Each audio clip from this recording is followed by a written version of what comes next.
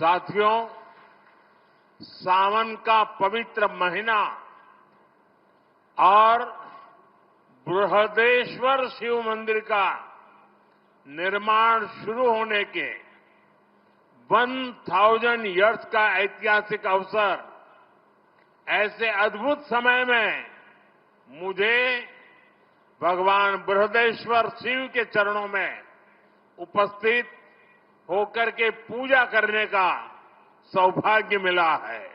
நண்பர்களே, பவித்திரமான மழைக்காலம், அதோடு கூட பிரகதேஸ்வரர் சிவாலய நிர்மாணம் தொடங்கி 1000 ஆண்டுகள் வரலாற்று பூர்வமான சந்தர்ப்பம். இப்படிப்பட்ட அற்புதமான வேளையிலே சிவனவன் பிரகதேஸ்வரனின் பாதார விந்தங்களிலே சிரம் தாழ்த்த அவரை வழிபாடு செய்யக்கூடிய பெரும் பேறு எனக்கு கிடைத்திருக்கின்றது.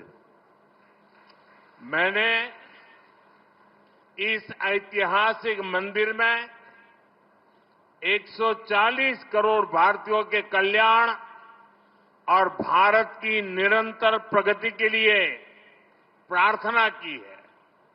मेरी कामना है भगवान शिव का आशीर्वाद सबको मिले। नमः पार्वती पतये, हर हर महादेव। நான் இந்த சரித்திர பூர்வமான ஆலயத்திலே 140 கோடி நாட்டு மக்களின் நலனுக்காகவும் பாரத நாட்டின் நிரந்தர வளர்ச்சிக்காகவும் என் வேண்டுதல்களை முன்வைத்தேன். என் விருப்பமெல்லாம் இறைவன் சிவனாரின் நல்லாசிகள் அனைவருக்கும் கிடைக்க வேண்டும். நம பார்வதி பதயே, हर हर महादेव। साथियों, मुझे यहां आने में विलंब हुआ। मैं यहां तो जल्दी पहुंच गया था, लेकिन भारत सरकार के सांस्कृतिक मंत्रालय ने जो अद्भुत प्रदर्शनी लगाई है, ज्ञानवर्धक है, प्रेरक है और हम सब गर्व से भर जाते हैं कि 1000 साल हमारे पूर्वजों ने किस प्रकार से मानव कल्याण को लेकर के दिशा दी, कितनी विशालता थी, कितनी व्यापकता थी, कितनी भव्यता थी। और ने बताया मुझे पिछले एक सप्ताह से हजारों लोग ये प्रदर्शनी को देखने के लिए आ रहे हैं। ये दर्शनीय है और मैं तो सबको कहूंगा कि इसको आप जरूर देखें। நண்பர்களே, நான் வருவதற்கு சற்றே தாமதமாகிவிட்டது. இதற்கு காரணம் பாரத அரசின் கலாச்சார அமைச்சகம் ஒரு கண்காட்சிக்கு ஏற்பாடு செய்திருக்கின்றது. மிகவும் அற்புதமான ஒரு கண்காட்சி. இதை பார்த்த பிறகு, அங்கிருக்கும் வெளிப்பாடுகளை நான் கண்ணுற்ற பிறகு என் நெஞ்சத்தில் பெருமிதம் பொங்கியது, உற்சாகம் ஊற்றெடுத்தது. மக்கள் நலனுக்காக இதிலே இருக்கக்கூடிய கூறுகள் எத்தனை விசாலமான எண்ணம், மனித சமுதாயம் நன்றாக இருக்க வேண்டும் என்ற எண்ணம் எப்படி இந்த வெளிப்பாடுகளில் தொனிக்கிறது என்பதை பார்த்து நான் வியப்பெய்தினேன். அனைவரும் இந்த கண்காட்சியை, இங்கிருக்கும் வெளிப்பாடுகளை கண்டிப்பாக பார்க்க வேண்டும் என்பதைத்தான் நான் இங்கே வலியுறுத்தி கூறிக்கொள்ளுகின்றேன். साथियों, आज मुझे यहां चिन्मय मिशन के प्रयासों से तमिल गीता की एल्बम लॉन्च होने का अवसर भी मिला है। ये प्रयास भी विरासत को सहेजने के हमारे संकल्प को ऊर्जा देता है। मैं इस प्रयास से जुड़े सभी लोगों का भी बहुत बहुत अभिनंदन करता हूं। நண்பர்களே, சின்மயா மிஷனுடைய முயற்சிகள் காரணமாக தமிழ் மொழியிலே பகவத்கீதை இசை தொகுப்பை வெளியிடும் வாய்ப்பு எனக்கு கிடைத்தது. இந்த முயற்சியும் கூட நமது பாரம்பரியத்தை போற்றி பாதுகாக்கும் நம்முடைய மன உறுதிக்கு சக்தி கூட்டுகிறது. இந்த முயற்சியோடு இணைந்திருக்கும் அனைவருக்கும் நான் என் நெஞ்சார்ந்த பாராட்டுக்களை தெரிவித்துக் கொள்ளுகின்றேன். साथियों, चोला राजाओं ने अपने राजनयिक और व्यापारिक संबंधों का विस्तार श्रीलंका, मालदीव और दक्षिण पूर्व एशिया तक किया था. ये भी एक संयोग है कि मैं कल ही मालदीव से लौटा हूं और आज तमिलनाडु में इस कार्यक्रम का हिस्सा बना हूं. நண்பர்களே, சோழ அரசர்கள் தங்களுடைய அரசியல் மற்றும் வியாபார தொடர்புகளின் விரிவாக்கத்தை இலங்கை, மாலத்தீவுகள் மற்றும் தென்கிழக்கு ஆசியா வரை செய்திருந்தார்கள். நான் நேற்று தான் மாலத்தீவுகளிலிருந்து திரும்பி வந்தேன். இன்று தமிழ்நாட்டின் இந்த நிகழ்ச்சியிலே நான் கலந்து கொள்ளுகிறேன். மிக உவப்பெய்துகிறேன். हमारे शास्त्र कहते हैं, शिव के साधक भी शिव में ही समाहित होकर उनकी ही तरह अविनाशी हो जाते हैं. इसलिए शिव की अनन्य भक्ति से जुड़ी भारत की चोला विरासत भी आज अमर हो चुकी है. நண்பர்களே, சிவபக்தர்களே, சிவனை வழிபாடு செய்பவனும் சிவபெருமானிலேயே கலந்து விடுகிறான், அவரைப் போலவே அழிவற்றவனாகி விடுகிறான் என்று நமது சாத்திரங்கள் ஓங்கி ஒலிக்கின்றன. ஆகையால் தான் சிவபெருமானிடத்திலே ஆழ்ந்த பக்தி கொண்ட பாரத தேசத்து சோழர்களின் பாரம்பரியமும் கூட இன்று அமரத்துவம் அடைந்து விட்டது.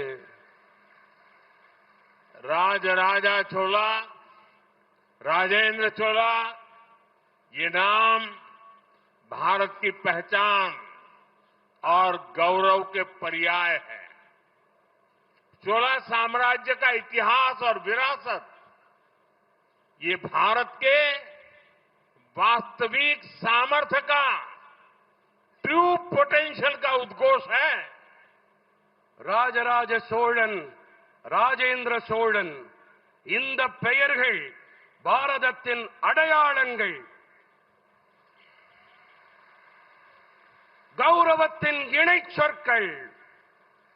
சோழ பேரரசு, சோழ சாம்ராஜ்யத்தின் வரலாறு மற்றும் பாரம்பரியம், இவை பாரதத்தின் மெய்யான வல்லமையின் இயலாற்றலின் பிரகடனங்கள்.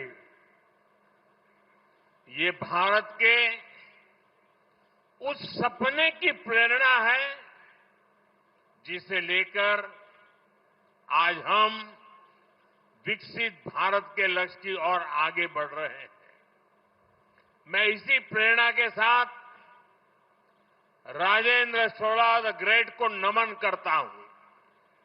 பாரதத்தின் அந்த கனவு அளிக்கும் உத்வேகத்தால் உந்தப்பட்டு இன்று நாம் வளர்ச்சியடைந்த பாரதம் என்ற இலக்கை நோக்கி முன்னேற்றம் கண்டு வருகின்றோம். நான் இந்த உள்ளெழுச்சி காரணமாக பெரும் பராக்கிரமன் ராஜேந்திர சோழனை வழுத்துகின்றேன். पिछले कुछ दिनों में आप सभी ने आड़ी तिरुवादिरी उत्सव मनाया है. आज उसका समापन इस भव्य कार्यक्रम के रूप में हो रहा है. मैं इसमें सहयोग करने वाले सभी लोगों को बधाई देता हूं. கடந்த சில தினங்களில் நீங்கள் அனைவரும் ஆடி திருவாதிரை உற்சவத்தை கொண்டாடினீர்கள். இன்று அதன் நிறைவு இந்த மகத்தான நிகழ்ச்சி வாயிலாக நடைபெற்றுக் கொண்டிருக்கின்றது. நான் இதற்கு தோள் கொடுத்த அனைவருக்கும் என் நல்வாழ்த்துக்களை தெரிவித்துக் கொள்ளுகின்றேன். साथियों, इतिहासकार मानते हैं कि चोला साम्राज्य का दौर भारत के स्वर्णिम युगों में से एक था. इस युग की पहचान उसकी सामरिक ताकत से होती है। मदर ऑफ डेमोक्रेसी के रूप में भारत की परंपरा को भी चोला साम्राज्य ने आगे बढ़ाया था। इतिहासकार लोकतंत्र के नाम पर ब्रिटेन के मैग्ना कार्टा की बात करते हैं, लेकिन कई सदी पहले चोला साम्राज्य में कुड़ा वोलोई अमयिप से लोकतांत्रिक पद्धति से चुनाव होते थे। நண்பர்களே, சோழ சாம்ராஜ்யத்தின் காலகட்டம் பாரதத்தின் பொற்காலங்களில் ஒன்றாக இருந்தது என்று வரலாற்று ஆசிரியர்கள் கருதுகின்றார்கள். இந்த காலகட்டம் அவர்களுடைய போர்த்திறன் வலிமையால் அளக்கப்படுகின்றது. ஜனநாயகத்தின் தாய் என்ற வகையிலும் கூட பாரதத்தின் பாரம்பரியத்தை சோழ சாம்ராஜ்யம் முன்னெடுத்துச் சென்றது. வரலாற்று ஆய்வாளர்கள் மக்களாட்சி என்று சொன்னால் பிரிட்டனுடைய மேக்னா கார்ட்டாவை பற்றி பேசத் தொடங்கி விடுவார்கள்.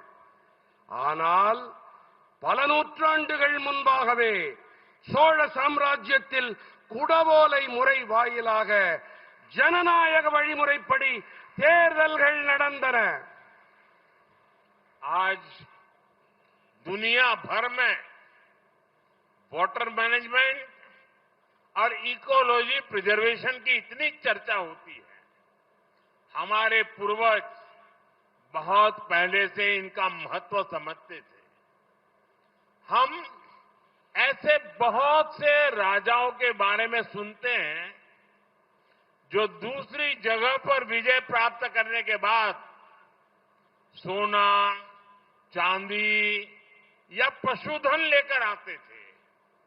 लेकिन देखिए, राजेंद्र चोला की पहचान वे गंगाजल लाने के लिए है। वो गंगाजल ले आए थे। இன்று உலகெங்கிலும் நீர் மேலாண்மை, சூழலியல் பாதுகாப்பு ஆகியவை பற்றிய ஏராளமான விவாதங்கள் நடக்கின்றன. நமது முன்னோர்களோ மிக பழமையான காலத்திலேயே கூட இவற்றின் மகத்துவத்தை நன்கு அறிந்து வைத்திருந்தார்கள். மற்ற இடங்களிலிருந்து தங்கம், வெள்ளி அல்லது பசுக்கள், பிற கால்நடைகள் என்று கவர்ந்து வந்த பல அரசர்களை பற்றி நாம் கேள்விப்பட்டிருக்கின்றோம். ஆனால் பாருங்கள், ராஜேந்திர சோழனுடைய அடையாளமோ புனித கங்கை நீரை கொண்டு வந்ததோடு இருக்கிறது. राजेंद्र चोला ने उत्तर भारत से गंगा जल लाकर दक्षिण में स्थापित किया। गंगा जलमयम जयस्तंभम, उस जल को यहां चोला गंगा एरी, चोला गंगा झील में प्रवाहित किया गया, जिसे आज பொன்னேரி झील के नाम से जाना जाता है. ராஜேந்திர சோழன் வடபாரதத்திலிருந்து புனித கங்கை நீரை கொண்டு வந்து தெற்கிலே நிறுவினான். கங்கா ஜலமயம் ஜெயஸ்தம்பம், இந்த நீரை கொண்டு இங்கே சோழ கங்கை ஏரியிலே இட்டு நிரப்பினான். இது இன்று பொன்னேரி என்ற பெயரால் அழைக்கப்பட்டு வருகின்றது. साथियों, राजेंद्र चोल ने गंगईकोंड चोलपुरम कोविल की स्थापना भी की थी. यह मंदिर आज भी विश्व का एक आर्किटेक्चरल वंडर है.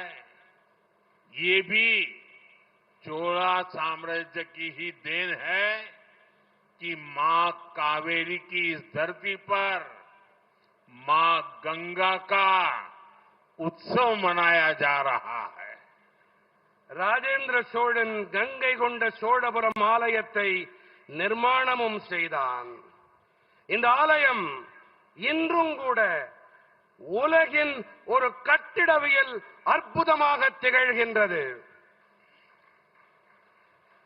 அன்னை காவிரி பெருகி பாயும் இந்த பூமியிலே அன்னை கங்கைக்கு திருவிழா எடுக்கப்படுவது என்பதும் கூட சோழ சாம்ராஜ்யத்தின் நற்கொடையாகும். मुझे बहुत खुशी है कि आज उस ऐतिहासिक प्रसंग की स्मृति में एक बार फिर गंगा जल को काशी से यहां लाया गया है। अभी यहां मैं जब पूजा पाठ करने के लिए गया था, विधि पूर्वक अनुष्ठान संपन्न किया गया है, गंगा जल से अभिषेक किया गया है। और मैं तो काशी का जनप्रतिनिधि हूं और मेरा मां गंगा से एक आत्मीय जुड़ाव है। चोला राजाओं के ये कार्य, उनसे जुड़े ये आयोजन, ये एक भारत श्रेष्ठ भारत के महायज्ञ को नई ऊर्जा, नई शक्ति और नई गति देते हैं. அந்த வரலாற்று முக்கியத்துவம் கொண்ட பின்புலத்தின் நினைவினிலே மீண்டும் ஒருமுறை கங்கை நீரை காசியிலிருந்து இங்கே கொண்டு வந்திருப்பது எனக்கு மட்டற்ற மகிழ்ச்சியையும் உவகையையும் அளிக்கின்றது. தற்போது இங்கே நெறிப்படி அனுஷ்டானங்கள் நிறைவு செய்யப்பட்டிருக்கின்றன. புனித கங்கை நீரால் அபிஷேகங்கள் செய்யப்பட்டன. நான் காசியின் மக்கள் பிரதிநிதி. கங்கை அன்னையிடம் எனக்கு ஆன்ம ரீதியான அன்பு இருக்கின்றது. சோழ அரசர்களின் இந்த செயல், அதோடு இணைந்த இந்த ஏற்பாடு ஒரே பாரதம் உன்னத பாரதம் என்ற பெருவேள்வியை போன்றது. இது உற்சாகம் அளிக்கவல்லது, கருத்தூக்கம் அளிக்கவல்லது. भाइयों बहनों, चोला राजाओं ने भारत को सांस्कृतिक एकता के सूत्र में पिरोया था. आज हमारी सरकार चोला युग के उन्हीं विचारों को आगे बढ़ा रही है. हम काशी तमिल संगमम और सौराष्ट्र तमिल संगमम जैसे आयोजनों के जरिए एकता के सदियों पुराने सूत्रों को मजबूत बना रहे हैं.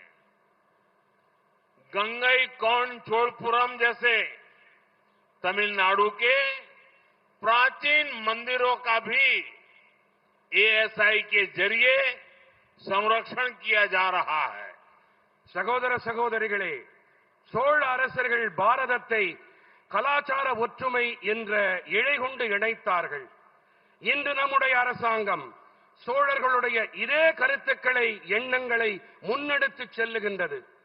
நாங்கள் காசி தமிழ்ச் சங்கமம், சௌராஷ்டிரா தமிழ்ச் சங்கமம் போன்ற ஏற்பாடுகள் வாயிலாக ஒற்றுமையின், ஒருமைப்பாட்டின் பல நூற்றாண்டு கால பழமையான கோட்பாடுகளை பலப்படுத்தி வருகின்றோம். கங்கை கொண்ட சோழபுரம் போன்ற தமிழகத்தின் பண்டைய ஆலயங்களையும் கூட இந்திய தொல்லியல் ஆய்வகம் வாயிலாக இப்போது பராமரிக்கப்பட்டு வருகின்றன.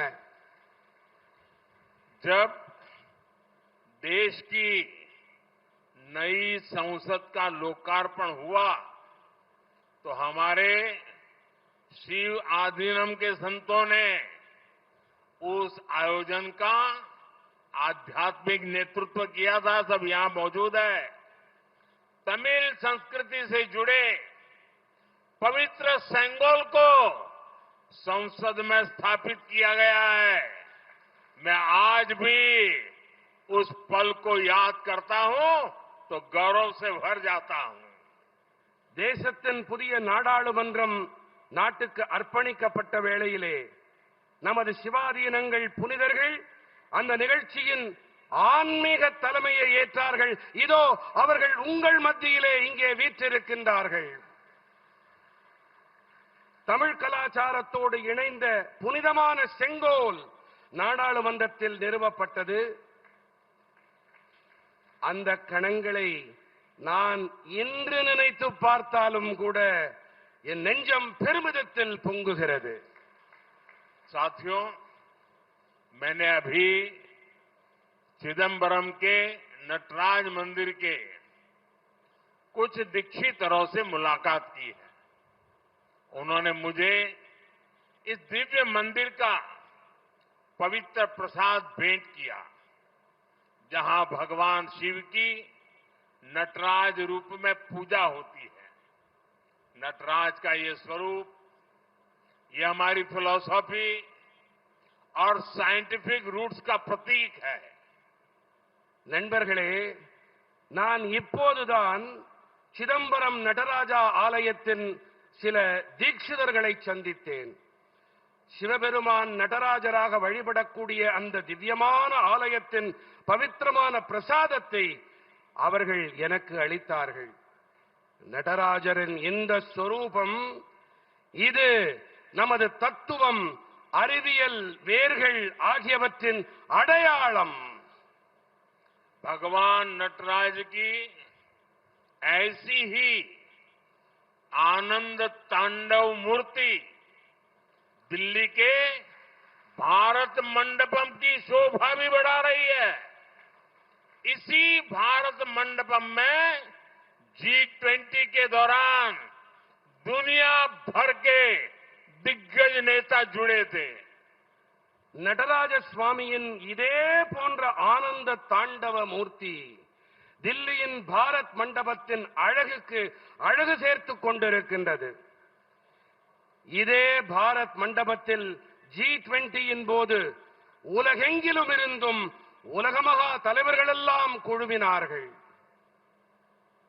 साथियों, हमारी शैव परंपरा ने भारत के सांस्कृतिक निर्माण में बहुत बड़ी भूमिका निभाई है.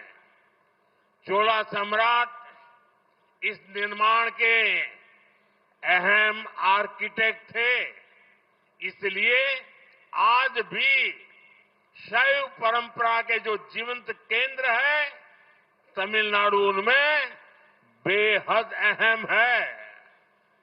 நமது சைவ பாரம்பரியம் பாரதத்தின் கலாச்சார நிர்மாணத்திலே மிகப்பெரிய பங்களிப்பை ஆற்றியிருக்கின்றது. சோழ பேரரசர்கள் இந்த நிர்மாணத்தின் முக்கியமான சிற்பிகளாக விளங்கினார்கள்.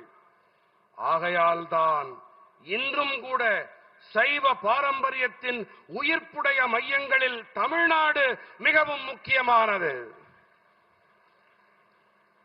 महान म्यांमार संतों की लीगेसी, उनका भक्ति लिटरेचर, तमिल लिटरेचर, हमारे पूज्य आधीनमों की भूमिका, उन्होंने सोशल और स्पिरिचुअल फील्ड में एक नए युग को जन्म दिया है. பெருமை மிகு நாயன்மார் புனிதர்களின் சீர்மரபு, அவர்கள் யாத்த பக்தி காப்பியங்கள், செம்மொழியாம் தமிழ் மொழியின் இலக்கியம், நமது போற்றுதலுக்குரிய ஆதீனங்களின் பங்களிப்பு, அவர்கள் சமூக மற்றும் ஆன்மீக களங்களில் ஒரு புதிய யுகத்திற்கு பிறப்பளித்திருக்கின்றார்கள்.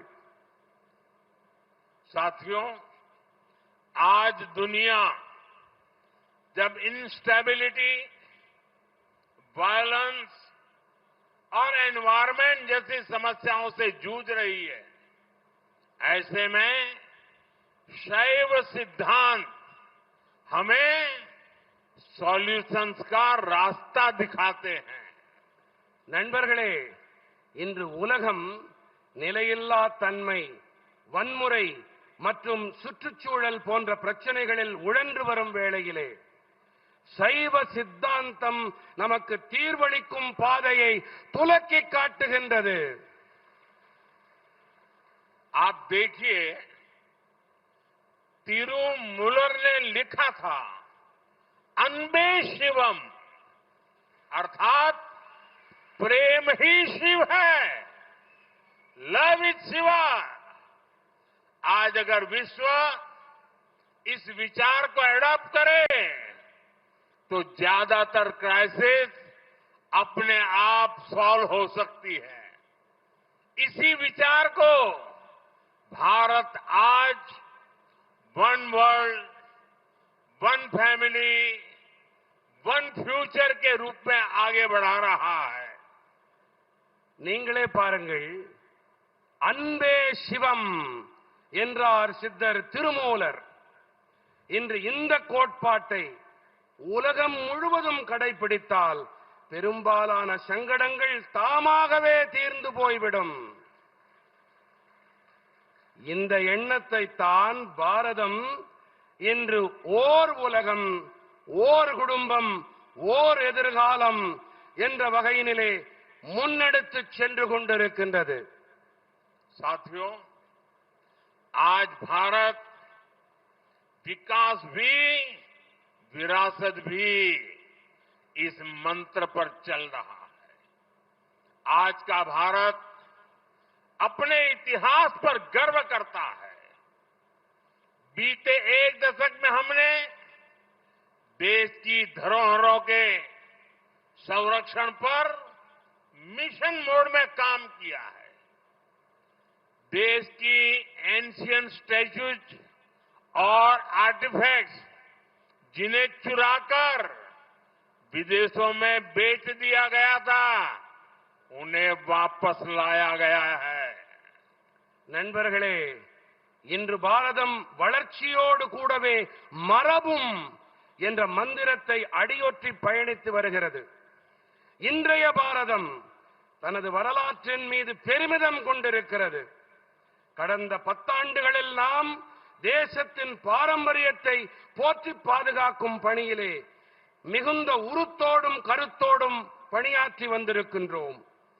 தேசத்தின் பண்டைய சிலைகள் மற்றும் கலை சின்னங்கள் இவை களவாடப்பட்டு அயல் நாடுகளில் விற்கப்பட்டு விட்டன. இவற்றை நாங்கள் மீட்டெடுத்து வந்திருக்கிறோம்.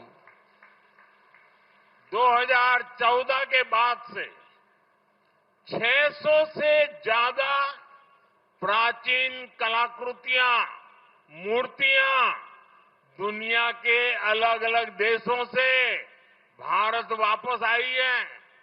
इनमें से 36 खास तौर पर हमारे तमिलनाडु की है।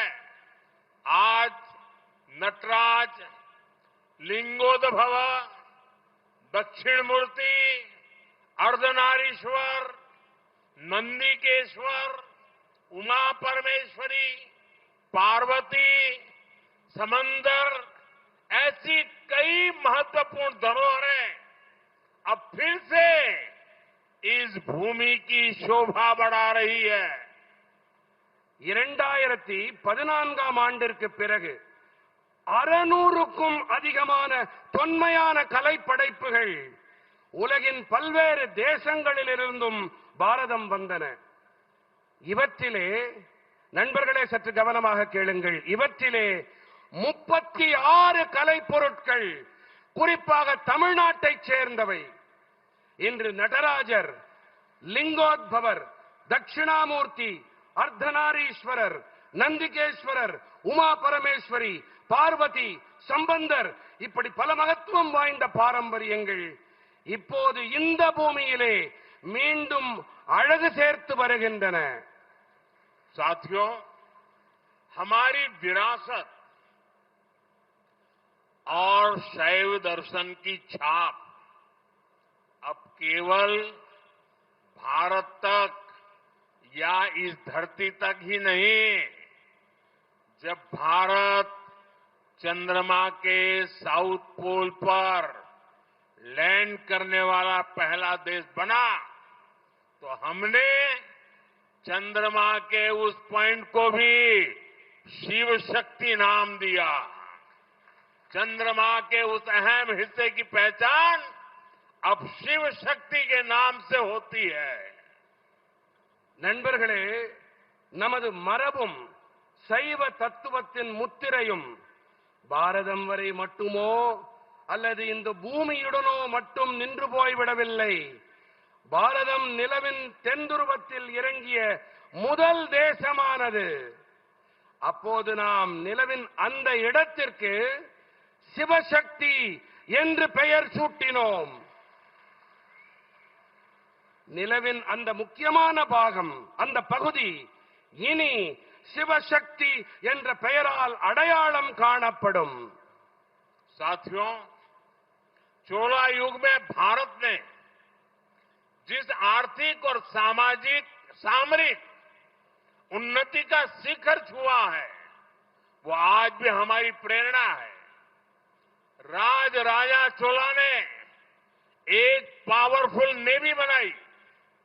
राजेंद्र चोला ने इसे और सुदृढ़ किया.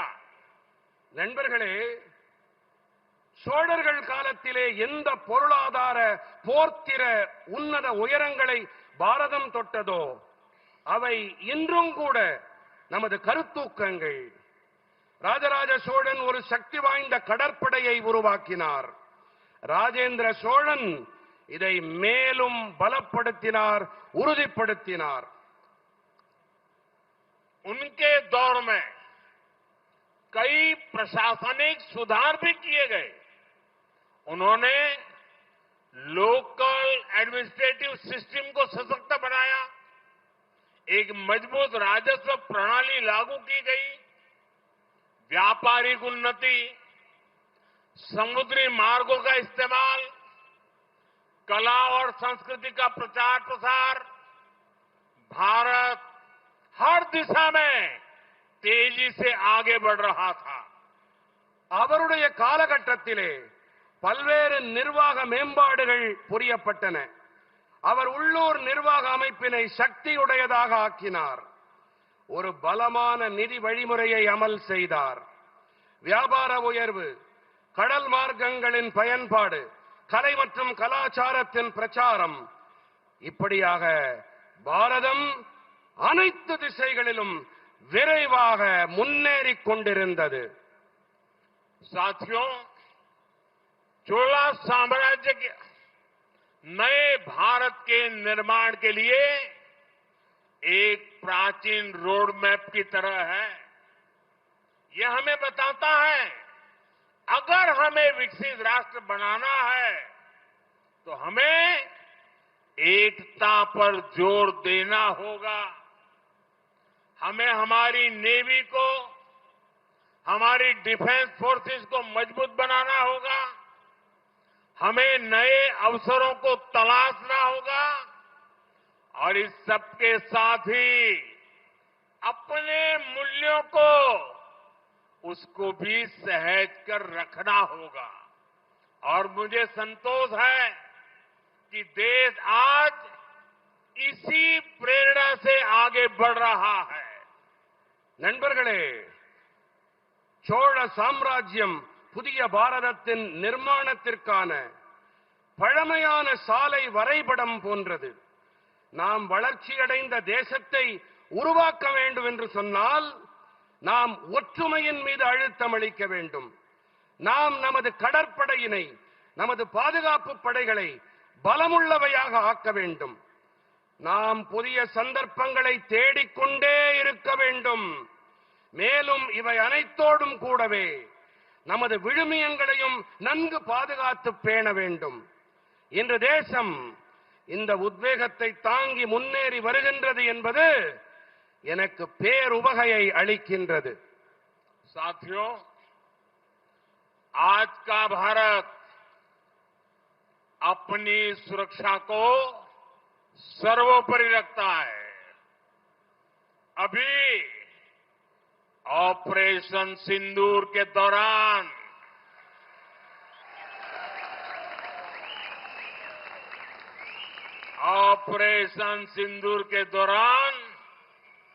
दुनिया ने देखा है कि कोई अगर भारत की सुरक्षा और संप्रभुता पर हमला करता है तो भारत उसे कैसे जवाब देता है. ऑपरेशन सिंदूर ने दिखा दिया है कि भारत के दुश्मनों के लिए, आतंकवादियों के लिए अब कोई ठिकाना सुरक्षित नहीं है। और आज जब मैं हेलीपैड से यहां आ रहा था, 3-4 किलोमीटर का रास्ता काटते हुए, और अचानक मैंने देखा एक बड़ा रोड शो बन गया और हरेक के मुंह से ऑपरेशन सिंदूर का जय जयकार हो रहा था। ये पूरे देश में ऑपरेशन सिंदूर ने एक नई चेतना जगाई है, नया आत्मविश्वास पैदा किया है और दुनिया को भी भारत की शक्ति को स्वीकार करना पड़ रहा है। நண்பர்களே, இன்றைய பாரதம் தனது பாதுகாப்பை அனைத்தையும் விட பெரிதாக கருதுகின்றது. யாராவது பாரதத்தின் பாதுகாப்பு மற்றும் இறையாண்மை மீது தாக்குதல் தொடுத்தால் பாரதம் எப்படிப்பட்ட பதிலடியை கொடுக்கும் என்பதை ஆபரேஷன் சிந்தூரின் போது உலகமே உற்று பார்த்தது. பாரதத்தின் எதிரிகளுக்கும் பயங்கரவாதிகளுக்கும் எந்த ஒரு மறைவிடமும் பாதுகாப்பானது கிடையாது என்பதை ஆபரேஷன் சிந்தூர் வெளிச்சம் போட்டு காட்டியது. நண்பர்களே, நான் இங்கே வந்தபோது அங்கே ஹெலிபேடிலே தரையை தொட்டேன். சற்றேறக்குறைய 3-4 கிலோமீட்டர்கள் தொலைவில் இருந்தது அது. அப்போது அங்கே சாலையிலே ஒரு ரோட் ஷோவிற்கு ஏற்பாடு செய்யப்பட்டிருந்தது. அனைவரிடத்திலும் ஆபரேஷன் சிந்தூரின் ஜெயகோஷம் அவர்கள் வாயிலே இதுவே மந்திர ஒலியாக ஒலித்துக் கொண்டிருந்தது. இதே உணர்வுதான் நாடு முழுவதிலும் இருக்கும் குடிமக்கள் மனதிலும் குரலிலும் ஒலித்துக் கொண்டிருக்கின்றது, பிரதிபலித்து வருகின்றது. நம் நாட்டில் மட்டுமல்ல, உலகமே இதை கண்டு வியந்து பார்க்கிறது. இந்தியாவின் வல்லமையை உலகம் தெரிந்து கொண்டு வருகின்றது. साथियों, हम सब जानते हैं कि राजेंद्र चोला ने गंगईकोंड चोलपुरम का निर्माण कराया, तो उसके शिखर को तंजावुर के बृहदेश्वर मंदिर से छोटा रखा। वो अपने पिता के बनाए मंदिर को सबसे ऊंचा रखना चाहते थे। अपनी महानता के बीच भी राजेंद्र चोला ने विनम्रता दिखाई थी. நண்பர்களே, ராஜேந்திர சோழன் கங்கை கொண்ட சோழபுரத்தை நிர்மாணம் செய்தாலும் கூட அதனுடைய கோபுரத்தை தஞ்சாவூர் பிரகதீஸ்வரர் ஆலய கோபுரத்தை விட குறைவானதாக வைத்தார் என்பதை நாம் அனைவரும் அறிவோம். தனது தந்தையாரால் கட்டியெழுப்பப்பட்ட ஆலயத்தின் கோபுரத்தை அனைத்தையும் விட உயரமானதாக தக்க வைக்கவே அவர் விரும்பினார்.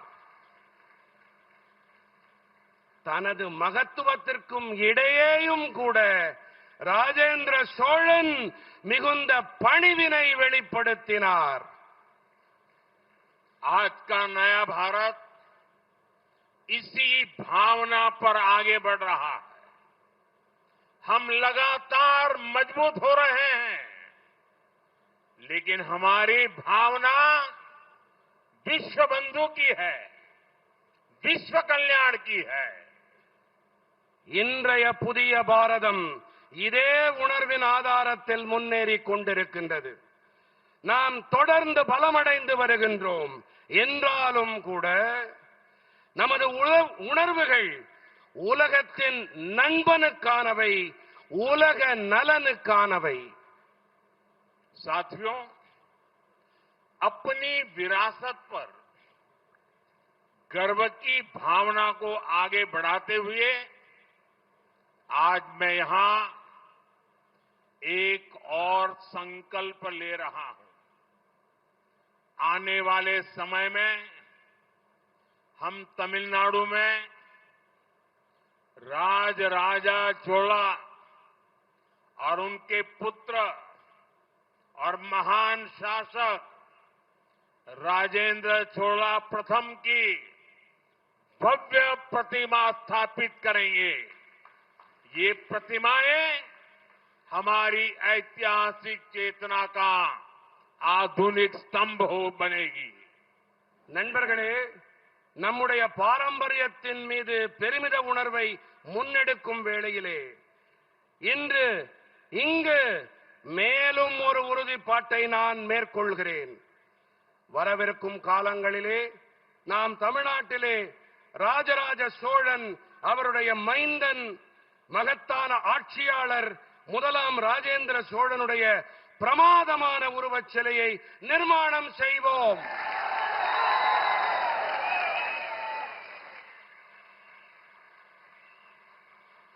இந்த உருவச் சிலைகள் நமது வரலாற்று விழிப்புணர்வின் நவீன கொடிமரங்களாகும். साथियों, आज डॉक्टर एपीजे अब्दुल कलाम जी की पुण्यतिथि भी है। विकसित भारत का नेतृत्व करने के लिए हमें डॉक्टर कलाम, चोला राजाओं जैसे लाखों युवा चाहिए। शक्ति और भक्ति से भरे ऐसे ही युवा 140 करोड़ देशवासियों के सपनों को पूरा करेंगे। हम साथ मिलकर एक भारत श्रेष्ठ भारत के संकल्प को आगे बढ़ाएंगे।